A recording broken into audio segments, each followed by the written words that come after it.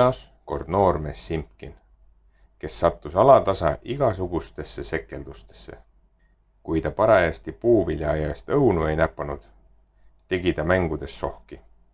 Kui Simpkin ei hirmutanud aasal lehmi, sirus ta kassidele saba külge kellukesi ning lasi kanu kanalast välja. Viimaks jõudsid jutud Simpkinist ja tema vempudest ka kuninga kõrvu. Kuningas otsustas saata kuninglikud vahid Simpkini järele, et tuua ta kuningliku kohtu ette.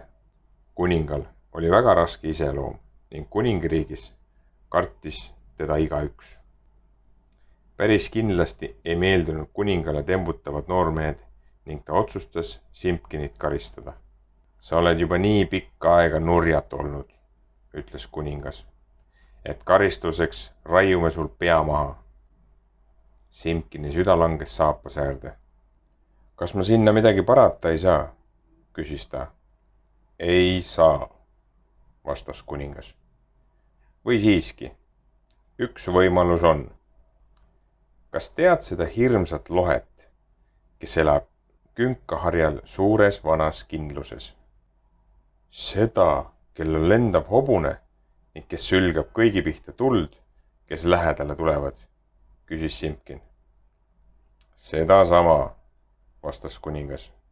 Niisiis, see lohe tahab inimeseks saada. Ta seisab kahel jalal, einestab söögilaua taga ning isegi magab sulevoodis. Järgmiseks tahab ta kindlasti kuningaks saada ja seda me ei tohi ju lasta. Või mis sina arvad? Simpkin raputas alandlikult pead.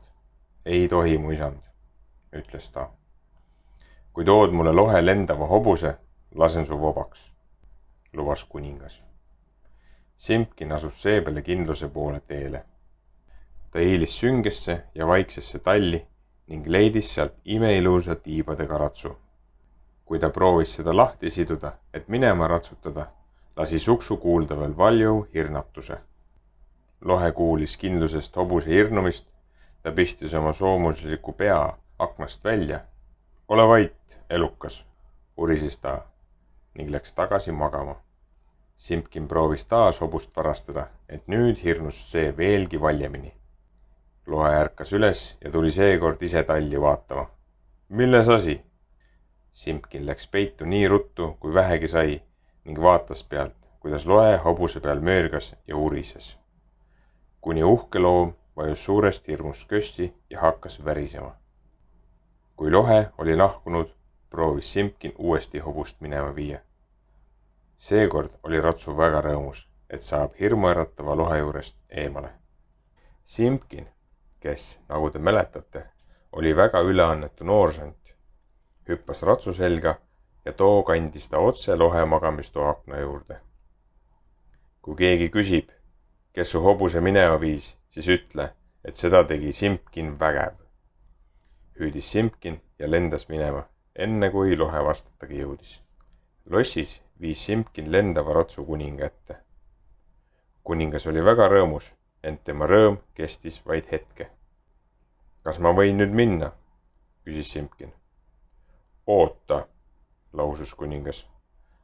Sa pead veel ühe asja tegema. Too mulle lohe tekk. Simpkin naasis kindlusse ja ronis mööda kõrget müüri üles.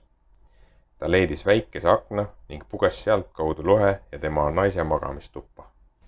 Vaikselt hiilis ta üle toa ning sirutas käe välja, et tekk magavate lohede pealt ära tõmmata.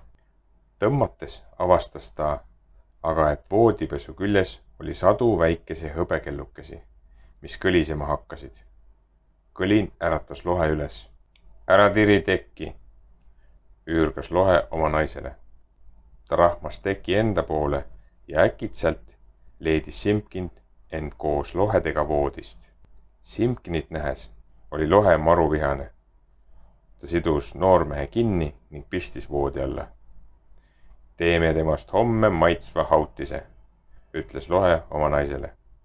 Järgmisel päeval, kui lohe oli väljas lendamas, küttis lohenaine ahju kuumaks ning hakkas Simpkinit potti toppima. Võta parem need köied ära, õpetas Simpkin. Need annavad hautisele jubeda maitse. Lohe naine sidus Simpkini lahti. Välkkiirelt hüppas Simpkin potist välja ja tõukas naise tulikuuma ahju, kui too pehmeks haudus. Seejärel jooksis ta trepist üles lohede magamistuppa, haaras voodist teki ning lippas sellega kuninga juurde. Kas ma olen nüüd vaba? Küsis Simpkin. Ei, vastas kuningas, kes oli väga kiuslik mees. Nüüd pead sa mulle tooma lohe enda. No hea küll, ütles Simpkin. Aga enne seda pean ma endale habeme kasvatama.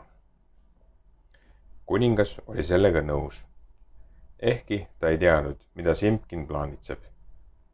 Simpkin ootas nädalate kaupa, kuni ta põski kattis habe ning asus siis 3. korda teele lohe kindluse poole. Teel kohtus ta kerjusega ja pani tollele ette riided omavahel ära vahetada. Kerjus ja Simpkin vahetasidki rõivad ning peagi jõudis Simpkin kindluse juurde.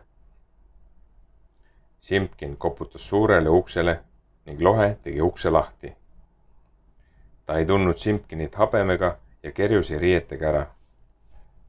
Paar münti vaesele kerjusele, armuline härra, palus Simpkin. Kao minema, möörgas lohe. Mul on tegemist. Ehitan siin parajasti kasti, kuhu oma vaenlane Simpkin vägev lõksu püüda. Lohe näitas Simpkinile suurt ja tugevat kasti, mis oli juba peaaegu valmis. Simpkinil tuli kaval mõte. Kast pole piisavalt suur, ütles ta lohele. Ma tean Simpkinit, ta on pikka kasvu mees. Ta ei mahu sinna ära.